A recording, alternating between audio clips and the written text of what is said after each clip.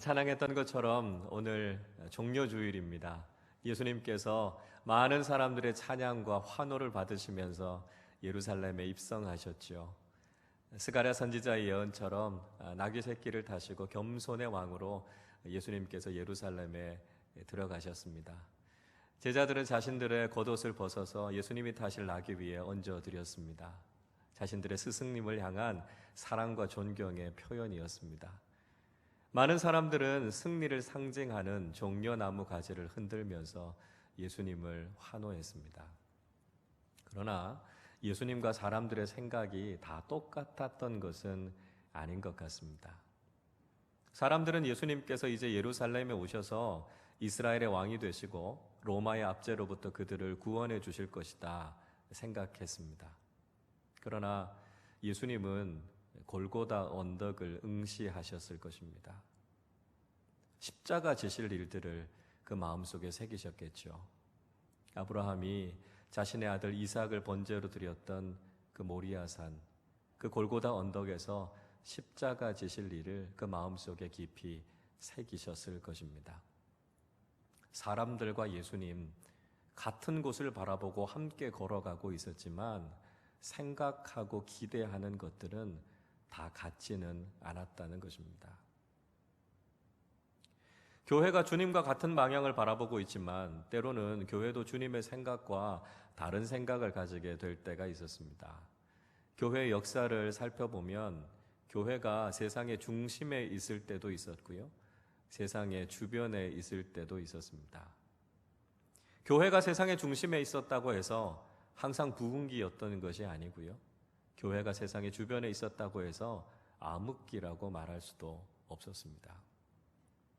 초대교회는 세상의 주변에 있었습니다.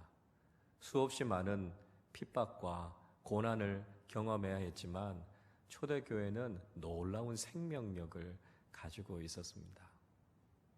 그런데 콘스탄틴 대제가 기독교를 국교로 공인하고 난 이후에 교회는 세상의 중심에 서게 됐습니다. 그런데 이후 이어지게 되는 중세 기독교 시대를 가리켜서 교회의 부흥기다 이렇게 이야기하지 않고 오히려 암흑기라고 표현하는 사람들이 많습니다. 마치 예수님께서 많은 사람들의 환호를 받으면서 예루살렘에 입성하는 것처럼 교회가 그렇게 세상의 중심에 섰음에도 불구하고 왜 그 시대를 가리켜서 교회의 암흑기다 이렇게 표현하고 있을까요? 역사적으로 살펴보면 교회가 자신의 힘을 과시하려고 했던 사건이 여러 차례 있었습니다. 아마 그 중에 가장 대표적인 것이 십자군 전쟁을 들 수 있을 것입니다. 이 십자군 전쟁은 이교도인 이슬람에 의해서 빼앗긴 성지 예루살렘을 탈환하기 위해서 기독교 군대와 이슬람이 벌였던 전쟁을 이야기하고 있습니다. 교황 우르바노스 2세는 1095년 11월에 프랑스의 클레르몽에서 종교회의를 열었습니다. 그리고 성지인 예루살렘을 되찾아야 한다 이렇게 강력하게 주장했습니다. 그래서 대규모의 다국적 군대가 예루살렘을 향해서 출정을 하게 된 것이죠. 1096년부터 1270년까지 무려 7차례에 걸쳐서 긴 전쟁이 진행됐습니다. 그 결과가 어떻게 됐습니까? 목표로 했던 예루살렘 탈환하지 못했습니다. 교회와 교황의 권위는 실추되고 말았습니다. 가장 심각했던 것은 기독교에 대한 증오심이었습니다. 기독교라고 하는 이름을 가지고 전쟁과 살인이 일어났기 때문에 유대교와 이슬람교 많은 선교의 현장 속에서 복음을 전하는데 그 십자군 전쟁이 걸림돌이 됐다라고 하는 것을 우리는 잘 알고 있습니다. 여러분, 우리는 역사의 교훈을 통해서 중요한 것들을 깨달아야 합니다. 교회는 세상 안에 있습니다. 그러나 절대 교회는 세상에 속해 있지 않습니다. 세상 안에 있는 교회가 어떻게 세상 속에서 하나님의 뜻을 이루면서 살아갈 수 있을까요? 교회가 세상에 동화되어지지 않고 세상에 영향력을 미치고 세상을 이끌어가기 위해서 교회는 어떤 모습이어야 하겠습니까? 교회가 추구해야 하는 것은 무엇이겠습니까?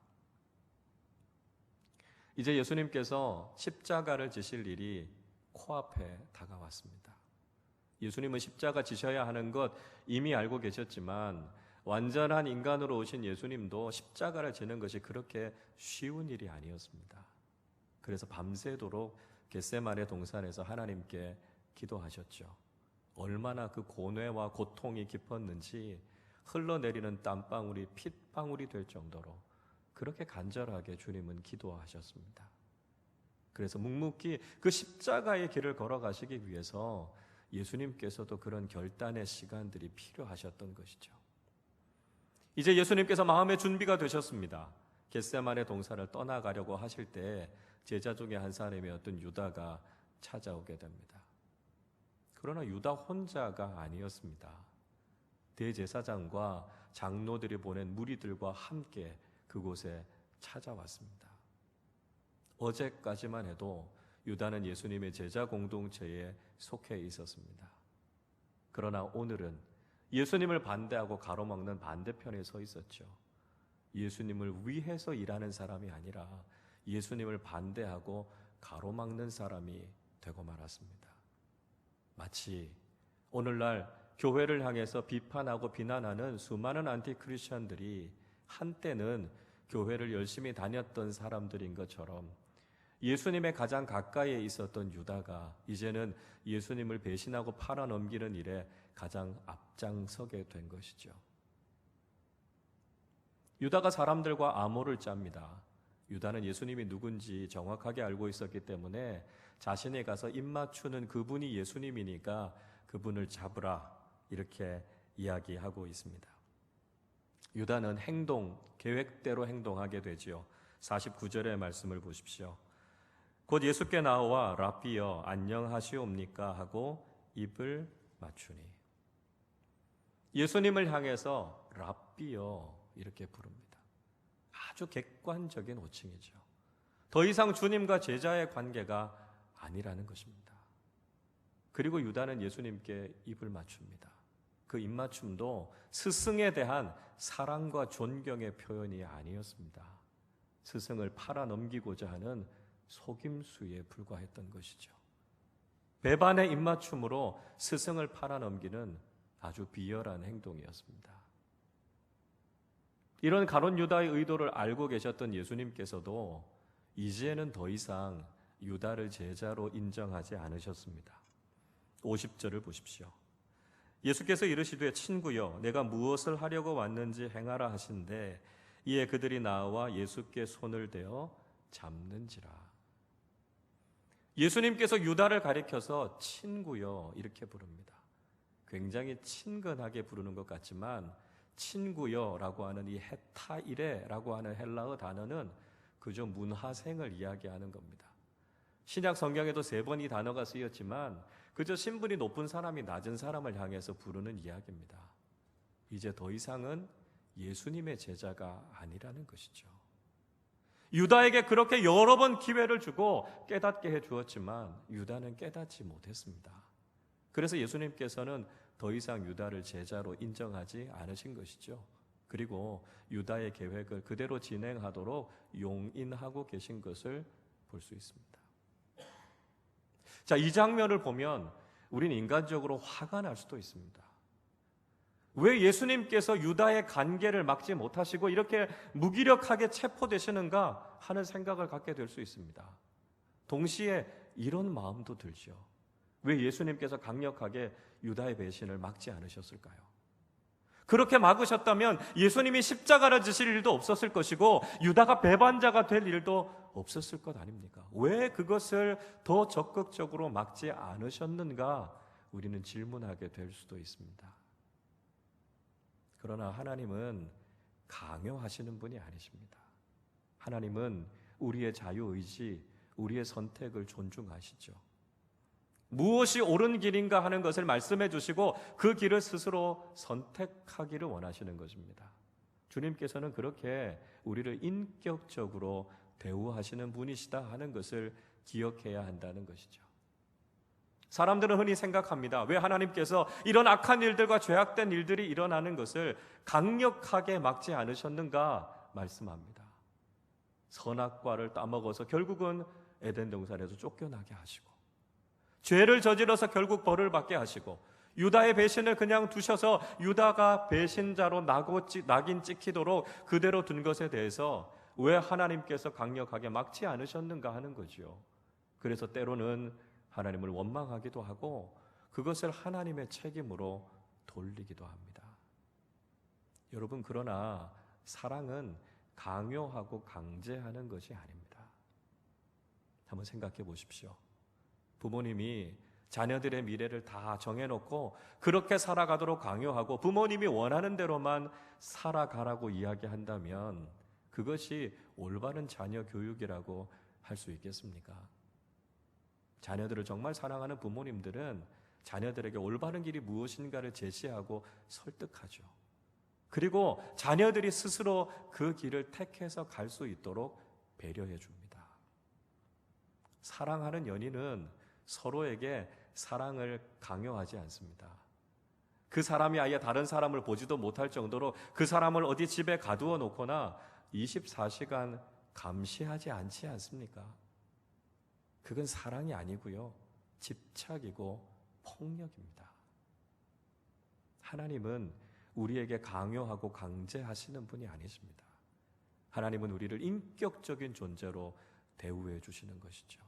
그래서 선과 악이 무엇인지 우리에게 분명히 말씀해 주시고 우리에게 올바른 선택을 할 수 있도록 기회를 주십니다.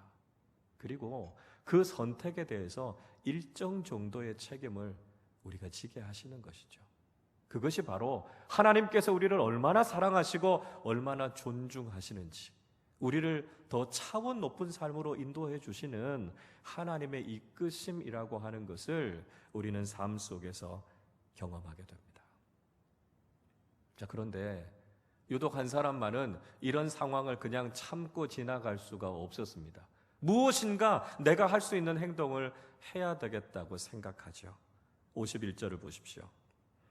예수와 함께 있던 자 중에 하나가 손을 펴 칼을 빼어 대제사장의 종을 쳐 그 귀를 떨어뜨리니. 예수님의 제자 가운데 한 사람, 즉 베드로가 자신이 가지고 있던 칼을 들어서 대제사장의 종인 말고의 귀를 쳐서 떨어뜨리게 됩니다. 우리는 이 장면 속에서 베드로를 응원하게 될지도 모릅니다. 대제사장의 종만이 아니라 가룟 유다도 찌르고 예수님을 잡으러 온 무리들과도 싸워서 이들을 물리치기를 바랄지도 모릅니다. 물론 우리는 성경의 내용을 다 알고 있고요, 이후의 이야기들을 다 알고 있으니까 지금 베드로가 잘못됐다라고 하는 것을 알고 있죠. 그러나 만약에 우리의 삶에 이런 상황이 닥치게 된다면 여러분은 어떻게 행동하는 것이 현명하다고 느끼시겠습니까? 베드로가 하는 행동이 더 용기 있다고 보여질 수 있습니다. 예수님을 맡고 예수님을 보호해 드리는 것이 더 바람직하다고 생각할 수 있습니다. 뭔가 이런 상황을 반전시킬 수 있는 좋은 기회라고 생각할 수도 있습니다. 그러나 예수님께서는 이마저도 말리셨고요, 오히려 베드로를 책망하고 계십니다. 52절을 보십시오. 이에 예수께서 이르시되 내 칼을 도로 칼집에 꽂으라. 칼을 가지는 자는 다 칼로 망하느니라. 예수님께서 베드로에게 칼을 칼집에 꽂으라고 말씀하십니다. 칼을 가진 자는 칼로 망하게 될 것이다 이야기하고 있습니다. 예수님은 최소한의 저항도 하지 말라고 말씀하십니다. 무력을 가지고 공격해오는 세상을 향해서 우리는 아무것도 저항하지 말아야 된다고 이야기합니다. 칼을 들고 맞서 싸워야 되는 것이 아닌가 생각하지만 오히려 그것이 망하는 길이라고 말씀하십니다. 아무것도 하지 못하게 하시는 예수님의 말씀이 우리는 잘 이해가 되지 않습니다. 저는 오늘 말씀을 준비하면서 베드로의 칼에 대해서 묵상해 보게 됐습니다. 교회도 때로는 베드로의 칼을 가지고 싶어 할 때가 종종 있었다는 것이죠. 설교 앞에서 말씀드렸던 십자군이라고 하는 군사력이나 세상적인 힘과 권력이라고 하는 베드로의 칼을 가지고 싶어 할 때가 있었습니다. 그래서 그 칼을 휘두르면서 세상의 존재감을 드러내고 싶어 할 때가 있었습니다. 그러나 오늘 주님께서는 그 칼을 칼집에 꽂으라 말씀하고 계십니다. 한국교회가 초기에는 아무런 힘이 없었습니다. 핍박이 오면 핍박을 받아야 했고요. 순교할 만한 상황이 되면 그 순교를 당해야만 했습니다.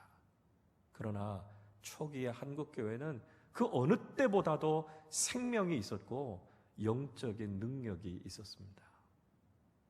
그러다가 한국교회는 부흥의 시기를 경험하게 되죠. 교인들이 많아졌고 세상적인 힘과 소유를 갖게 됐습니다. 그래서 이제 우리도 베드로의 칼을 갖게 됐다고 자신하게 됐습니다. 세상이 우리를 공격해 올지라도 우리도 휘두를 수 있는 베드로의 칼을 갖고 있다고 생각했습니다. 그러나 그러면 그럴수록 한국교회는 점점 영적인 능력을 잃어갔고 많은 사람들은 교회를 등지고 떠나버리고 말았습니다. 여러분, 오늘 우리의 교회의 현실을 향해서 주님께서 말씀하고 계시는 것이 아닌가 생각합니다. 베드로의 칼을 칼집에 꽂으라고 말씀하십니다.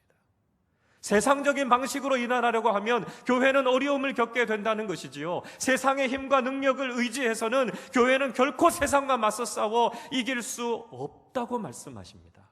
그래서 그 베드로의 칼을 꽂으라고 말씀하십니다. 우리에게 정말 필요한 것은 바로 영적인 능력이라는 것을 말씀하고 계십니다. 예수님의 영적인 권위 앞에 많은 사람들이 엎드러졌던 것처럼 오늘날 교회가 회복해야 하는 것은 세상적인 힘과 능력, 베드로의 칼이 아니라 주님이 가지셨던 영적인 권위와 능력이라는 사실을 우리는 잊지 말아야 합니다. 우린 이렇게 질문할지도 모릅니다.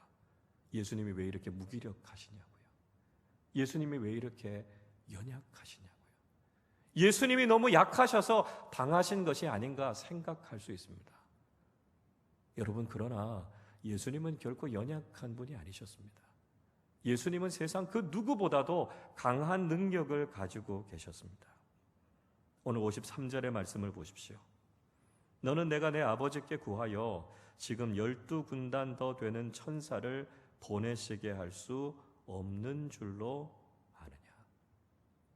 예수님께서는 하나님께 구하셔서 수많은 군대를 보내달라고 할 수 없는 줄 아느냐 말씀하고 계십니다. 군단이라고 하는 헬라어 레기오나스라고 하는 말은 6,000명의 보병과 120명의 기병으로 이루어진 군대를 이야기하고 있습니다.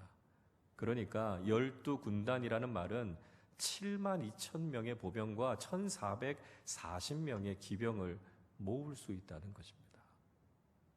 세상 그 어떤 능력보다 강한 능력이 주님께 있다는 것입니다. 예수님이 힘이 없고 능력이 없으신 것이 아니라는 것이죠. 예수님은 그 능력을 가지고 계셨습니다. 예수님은 능력이 없어서 체포되신 것이 아니셨습니다. 예수님은 할 수 있으셨지만 하지 않으신 것입니다. 충분히 그럴 수 있는 능력이 있으셨지만 스스로 그 능력을 내려놓으셨던 것이죠. 왜 예수님께서 그 능력을 사용하지 않으셨을까요? 그 위대하신 하나님의 아들께서 왜 그 놀라운 능력을 사용하지 않으시고 이렇게 무기력하게 체포되셨던 것일까요? 54절의 말씀을 우리 함께 읽어보도록 하겠습니다. 내가 만일 그렇게 하면 이런 일이 있으리라 한 성경이 어떻게 이루어지겠느냐 하시더라. 예수님께서 저항하지 않으시고 체포되신 이유가 무엇입니까? 이 상황을 충분히 벗어날 수 있는 능력이 있으심에도 불구하고 그 능력을 사용하지 않으신 이유가 무엇입니까? 예수님께서는 하나님의 말씀을 이루시기 위해서 당신의 능력을 내려놓으셨다고 말씀하십니다. 만약에 예수님께서 그 능력을 사용하셔서 이 상황을 벗어나셨다면 예수님은 성경의 예언을 그르치시게 되는 겁니다. 만약에 주님께서 당신의 능력을 가지고 당신 자신을 구원하셨다면 우리가 죄와 사망에서 구원받을 수 있는 길이 있었겠습니까? 예수님께서는 하실 수 있으셨지만 하지 않으셨던 것입니다. 말씀을 이루시기 위해서 그 모든 것들을 다 내려놓으셨던 것이죠. 56절에서 주님께서 한 번 더 이 사실을 강조하고 계십니다. 그러나 이렇게 된 것은 다 선지자들의 글을 이루려 함이니라 하시더라. 이에 제자들이 다 예수를 버리고 도망하니라. 이 모든 일들이 일어난 것 선지자의 글을 이루려고 하셨다는 것이죠. 검과 몽치를 들고 온 그 무리들에 의해서 예수님이 체포된 것은 예수님이 약하셨기 때문이 아닙니다. 세상의 방식이 강하고 그 방식이 월등했기 때문에 예수님께서 실패하시는 것이 아닙니다. 예수님께서 아무 능력이 없으셨기 때문에 주님이 그 순환을 당하신 것이 아니라는 것이죠. 주님은 오직 말씀을 이루시기 위해서 당신이 가지고 있는 모든 것을 다 내려놓으셨습니다. 주님의 관심은 오직 하나님의 말씀에 순종하고 그 말씀을 이루는 것이었습니다. 하나님의 말씀, 그 말씀을 이루는 가장 중요한 목적을 위해 예수님이 가지고 계신 모든 것들을 거기에 굴복시키고 순종시키셨던 모습이 바로 오늘 예수님의 모습이라는 것이죠. 여러분, 우리는 개혁교회의 신앙의 전통을 따라가고 있습니다. 로마 가톨릭 교회의 부패와 부정직함에 맞서 싸워 저항했던 개혁신앙의 전통을 우리는 따라가고 있습니다. 우리 개신교인들을 가리켜서 프로테스탄트라고 이야기합니다. 저항하다라고 하는 뜻이죠. 잘못된 교권주의에 저항하고 세상의 불의와 부패에 저항해서 올바른 신앙의 기치를 높이 세웠던 것이 바로 개혁교회의 정신이었습니다. 그러면 개혁자들이 저항했던 그 무기는 무엇이었습니까? 세상적인 힘과 소유였습니까? 전쟁의 무기와 전술이었습니까? 그렇지 않았습니다. 개혁자들이 들었던 무기는 하나님의 말씀이었습니다. 종교개혁자들은 하나님의 말씀 하나면 충분하다고 믿었습니다. 그리고 지금도 역사하시는 성령님께서 그들과 함께 하시면 그들은 이 영적인 싸움에서 승리할 수 있다고 믿었습니다. 종교개혁자들의 생각이 옳았죠. 말씀을 통해 교회는 새로워졌습니다. 그리고 하나님의 말씀을 중심으로 하는 위대한 개혁교회의 역사를 시작할 수 있었던 것이죠. 여러분, 우리는 오늘 예수님의 이 말씀을 통해 중요한 교훈을 깨달아야 합니다. 우리가 잊지 말아야 할 중요한 사실이 있습니다. 우리가 이루어야 할 중요한 목적은 하나님의 말씀을 이루는 것입니다. 우리는 세상의 그 어떤 힘과 권력을 가지기 위해서도 아니고 오직 우리에게 주신 하나님의 말씀에 순종하기 위해 부름받은 사람입니다. 그러기 위해서 우리는 베드로의 칼을 칼집에 꽂아야 합니다. 다시 한번 하나님의 뜻이 무엇인가에 우리는 집중해야 한다는 것이죠. 세상이 우리를 위협하고 도전하지만 여러분, 우리는 그것에서 두려워할 이유가 없다는 것입니다. 그리고 우리는 하나님께서 주신 영적인 무기를 사용해야 한다는 것이죠. 그것이 무엇입니까? 에베소서 6장 17절은 이렇게 말씀하고 있습니다. 구원의 투구와 성령의 검, 곧 하나님의 말씀을 가지라.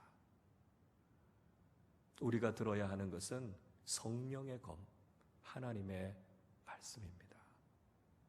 우리는 베드로의 칼을 칼집에 꽂고 하나님의 말씀의 검을 들어야 합니다. 하나님의 말씀이 우리에게 무엇이라고 이야기하는지 그 말씀을 듣고 그 말씀을 이루는 것이 우리의 삶의 목표가 되어야 한다는 것이죠. 오늘도 우리를 향해 말씀하시는 주님의 음성에 집중하고 그 말씀을 이루기 위해 우리의 삶을 드릴 수 있는 사람이 바로 그리스도인임을 잊지 말아야 한다는 것입니다. 오늘날 세상은 교회를 향해서 비난의 화살을 쏘아대고 있습니다. 왜 이렇게 하고 있습니까? 세상이 약하기 때문이죠. 사탄은 지금도 세상의 권력자들을 충동질해서 교회와 그리스도인들을 공격하고 있습니다. 여러분, 그러나 동시에 생각해 보셔야 합니다. 우리에게는 문제가 없습니까? 우리는 정말 그리스도인답게 살아가고 있습니까? 우리는 하나님의 말씀을 이루어야 하는 그리스도인의 목적을 상실하면서 살아가고 있지 않습니까? 그리고 우리가 가지고 있는 베드로의 칼을 가지고 세상과 맞서려고 하고 있지 않으십니까? 우리는 지금 베드로의 칼을 칼집에 꽂고 하나님께서 우리에게 주신 말씀의 검을 가지고 세상 가운데 서야 합니다. 하나님의 말씀이 무엇이라고 이야기하는지 그 말씀을 이루기 위해 우리의 삶을 온전히 드릴 수 있어야 한다는 것이죠. 여러분, 교회는 절대로 힘이 없어서 무너지지 않습니다. 교회를 그렇게 연약하게 보지 마십시오. 우리 주님께서는 마태복음 16장 18절에서 교회가 가지고 있는 권세가 무엇인가 우리에게 약속해 주고 계십니다. 또 내가 네게 이르노니 너는 베드로라. 내가 이 반석 위에 내 교회를 세우리니 음부의 권세가 이기지 못하리라. 교회는 하나님의 능력 공동체입니다. 지금도 천군 천사가 호위하고 있는 하나님의 군대가 바로 교회입니다. 그러나 여러분, 우리가 그 어떤 힘과 능력을 가지고 있다 할지라도 그 모든 힘은 하나님의 말씀 앞에 굴복해야 합니다. 하나님의 말씀을 이루기 위해서 우리는 기꺼이 그 모든 것들을 내려놓고 말씀을 따라 순종해야 합니다. 구원의 길을 걸어가시기 위해서 그 모든 것을 내려놓고 기꺼이 십자가를 짊어지셨던 예수님처럼 우리는 하나님의 말씀을 이루기 위해서 그 말씀에 순종하며 걸어가는 사람들이 되어야 한다는 것이죠. 십자가의 복음, 그 하나님의 말씀을 위해 우리의 삶을 온전히 헌신하여 드리는 사람들이 참된 신앙의 사람임을 잊지 말아야 한다는 것입니다. 오늘 종료주일을 시작으로 이제 우리는 한 주간 고난주간을 맞이하게 됩니다. 고난주간 특별 새벽 기도회를 통해서 우리는 이 한 주간 겟세마네에서 주님과 함께 있게 될 것입니다. 여러분, 주님의 말씀에 귀를 기울이실 수 있기를 바랍니다. 세상의 힘을 빼십시다. 베드로의 칼을 우리의 칼집에 꽂으십시다. 그리고 이제 말씀의 검을 높이 드는 사람들이 되실 수 있기를 바랍니다. 하나님의 말씀에 우리의 삶을 집중하고 그 말씀을 이루기 위해 우리의 삶을 순종함으로 내어드리는 사람들이 되실 수 있기를 바랍니다. 우리의 선택과 행동의 기준은 분명합니다. 내가 만일 그렇게 하면 이런 일이 있으리라 한 성경이 어떻게 이루어지겠느냐? 오직 예수님처럼 하나님께서 주신 말씀을 이루기 위해 그 말씀에 순종하고 십자가의 복음을 따라 제자의 길을 걸어가는 믿음의 사람들이 되시기를 주님의 이름으로 축원합니다. 기도하겠습니다. 우리를 구원하시기 위해서 예수 그리스도를 보내주시고 십자가에서 그 모든 고난을 당하시면서도 말씀을 성취하시기 위해 그 길을 걸으셨던 그 크고 놀라운 주님의 사랑에 감사를 드립니다. 주님, 믿음을 가지고 이 세상을 살아갈 때 참 답답하고 억울한 일들을 많이 경험하게 됩니다. 그래서 우리가 가지고 있는 베드로의 칼을 가지고 세상과 맞서려고 하고 세상에 대항하려고 했던 우리 자신들의 모습을 보게 됩니다. 주님, 그러나 우리의 참된 능력은 세상의 힘과 권력이 아니라 주님의 말씀에 있음을 잊지 않게 하여 주시옵소서. 교회가 거룩한 영적인 능력을 회복하게 하여 주시고 말씀의 검을 높이 들고 우리 앞에 놓여있는 영적인 싸움에서 승리하는 우리 모두 되게 하여 주시옵소서. 우리의 삶의 목적이 하나님의 말씀을 이루기 위함임을 잊지 않게 하여 주시고 말씀 앞에 온전히 순종하는 우리 모두 되게 하여 주시옵소서. 이제 고난주간이 시작됩니다. 주님의 고난이 나의 고난이 되게 하시고 주님의 부활이 나의 영광이 되게 하여 주시옵소서. 이 고난주간 주님과 함께 경건의 삶을 살아가는 우리 모두의 삶 속에 십자가의 은혜와 구속의 감격이 새로워지게 하여 주셔서 우리의 삶이 부활의 영광으로 하나님 나라의 소망으로 충만해지게 하여 주시옵소서. 감사드리며 우리 주님 예수 그리스도의 이름으로 기도하옵나이다. 아멘.